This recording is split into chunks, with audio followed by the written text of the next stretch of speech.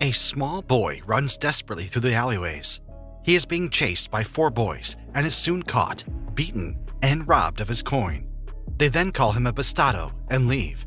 As he lays there, bruised and exhausted, he looks up at the sky and sees a fleet of aircraft from Lavam Air Force passing by. He longs for the day that he can be free of poverty and hardships, flying high and proudly in the sky like the Lavam Air Force. Years pass by. A beautiful silver-haired girl is being carefully dressed by 2 servants under the watchful eye of the steward. Her name is Fana, and she is the princess of the Del Moral family. Fana's father enters the room and sternly reminds her that they cannot afford to make any mistakes at the ball, currently being held in the main hall. This is because their family's future depends on the union that is anticipated between her and the prince. Down in the main hall, Colonel Garcia prepares to initiate a casual discussion with the prince. But this is interrupted when Lady Fana enters the ball so gracefully that it causes everyone to stop and watch in awe and adoration. Prince Carlo, who is visibly smitten by her beauty. He immediately proposes to her, and she accepts. However, Prince Carlo reminds her that the kingdom of San Maltilia is still at war with the Matsukami, and he politely requests that she waits 1 year for the war to be over before they carry out the ceremony. More than 1 year passes, but the war shows no end in sight. Lady Fana is starting to wonder if Prince Carlo will uphold his promise, but her servants remain optimistic since he still sends her letters every day. One night, Fana decides to gaze through her window at the beautiful countryside, but her attention is instantly drawn to a small fleet of a Matsukami aircraft swiftly approaching the mansion. Before she can utter a sound, the aircraft releases a series of bombs onto the mansion, and everywhere is covered in flames within seconds. Some servants flee in terror, while others try to help those who are trapped under the rubble. Diego del Moral, Fana's father, is also killed in the incident. At Diego's funeral, Colonel Garcia informs the butler of the de Moral family that the Matsukami Air Force attack was an attempt to kill Lady Fana. Therefore, Prince Carlo has personally requested that she be escorted back to the mainland by the 8th Division Special Fleet. Elsewhere, first-rank pilot Charles Carino has a dream that he is flying a Lavam aircraft while trying to outmaneuver the enemy. He is eventually shot down by the enemy in the dream and is startled awake. Later that day, Charles is seated for lunch in the barracks with his friend Joaquim. He is bullied by 2 older officers to wash their laundry, but this quickly dissipates the moment Charles is summoned to the command office. Charles enters and sees Colonel Garcia staring at him in a deliberate and scrutinizing manner. The colonel decides to get straight to the point. He wants Charles to escort Lady Fana across the Central Ocean by seaplane to Prince. The colonel brings out a map and asks Charles to illustrate how he plans to circumvent the obstacles. Charles highlights that he will need to make 3 stops to recharge the aircraft's battery throughout the entire journey. Charles also mentions his concern about the enemy having access to newer models of aircraft, which are too technologically advanced to try to outrun or outmaneuver. However, the lieutenant present in the room reassured Charles that they will be providing him with a newer reconnaissance model named the Santa Cruz, which should make things a bit easier for him. Nighttime falls, and all of Charles' friends are celebrating his luck for being selected to carry out such an important mission. However, Charles is weary about the situation. Days later, the colonel is escorting Charles to meet Fana, and he warns Charles not to speak to Fana at any point throughout the mission, other than to reply to yes or no. Charles agrees and eventually leaves to go board the seaplane, while Fana is still being updated by the colonel. While leaving, the lieutenant tells Charles that he has left a surprise by his feet in the seaplane. Moments after Charles boards the plane, he discovers a bottle of brandy in a box by his feet. Lady Fana's servants are livid that there is a weight limit for the seaplane because they have packed many suitcases that Fana cannot live without. They bully the technician into packing all of the suitcases onto the aircraft, even though it had the potential to compromise the speed and maneuverability of the aircraft. Moments later, the princess is escorted onto the plane, and Charles takes off. Later that evening, they land at sea, and Charles politely asks her to throw away anything she doesn't need. She sulks at this request and eventually slips and falls into the sea with the contents of one of her suitcases. Charles immediately jumps in to save her. Charles is successful, but they can't rest just yet. A fleet of enemy aircraft is headed their way, so Fana is forced to leave her suitcases behind as they flee to safety. Charles then recharges the plane with seawater, which he anticipates should last him for 1 whole day of flying. The next day, they travel for a while, and since Fana is seated facing toward the rear of the plane, she notices enemy aircraft approaching on the upper right side. Charles confirms this, and they fly out of the enemy's line of sight. Later that night, they have dinner on a raft next to the landed seaplane, and Charles reveals to Fauna that his mission is to take her to Scion Island, where an airship will be waiting to pick her up. Fauna comments on the fact that the 8th Division Special Fleet would essentially be taking credit for his hard work, but Charles isn't concerned with gaining fame for carrying out the mission, especially since he will be paid handsomely for the job. Charles plans to retire after the mission and live out his life comfortably on a foreign island. Suddenly, Charles hears the sound of an aircraft, so he dims the lamp and uses a pair of binoculars to spot the enemy's location. He sees airships in the distance with spotlights on the ocean, as if they are currently searching for something. Charles believes that the Amatsukami forces may know of their plan, and Fauna wonders if the enemy has managed to intercept a coded telegram.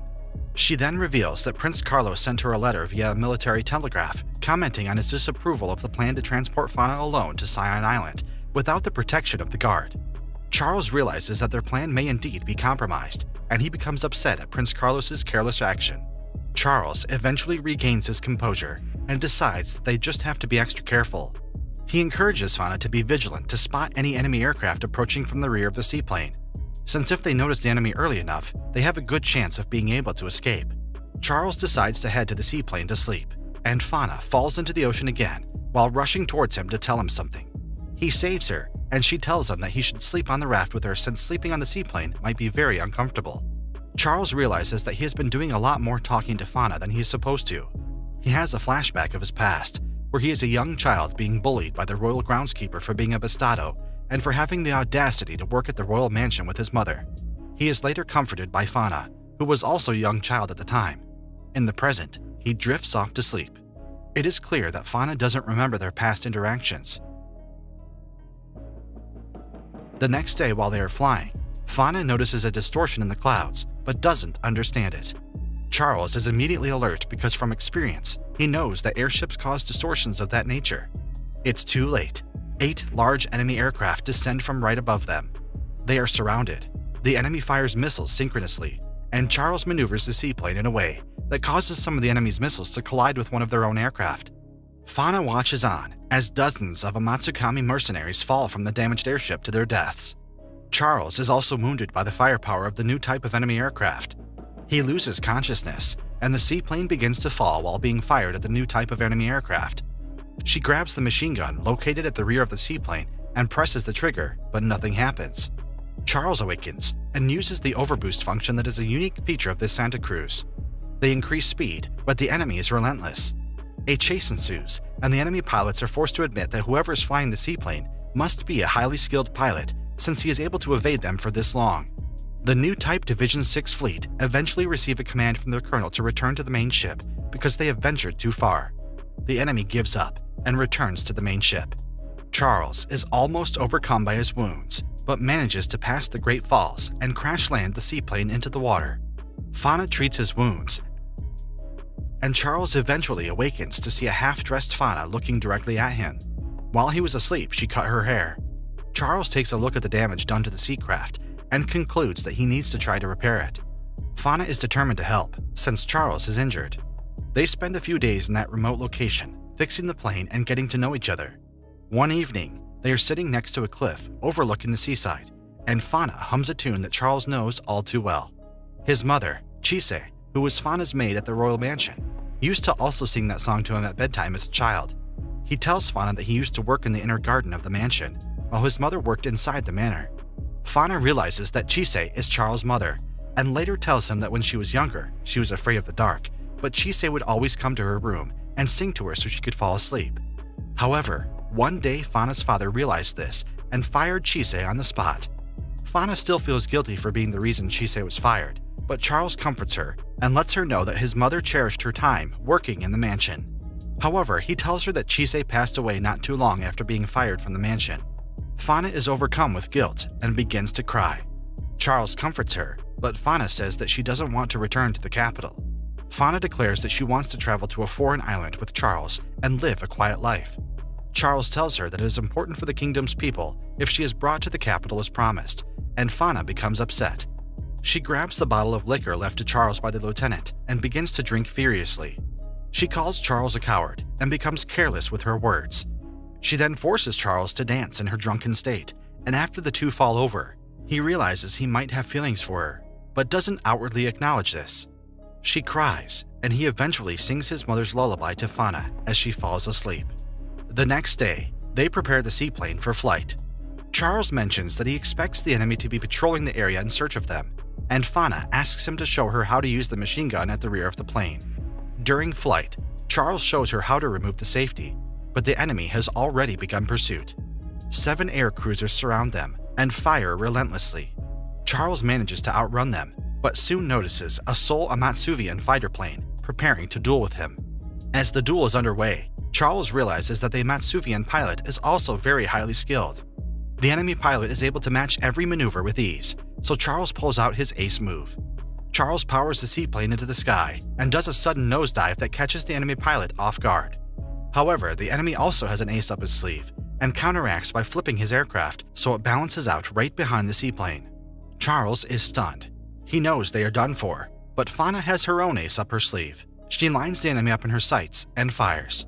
She destroys the enemy craft's left wing, and he loses the battle with his life intact.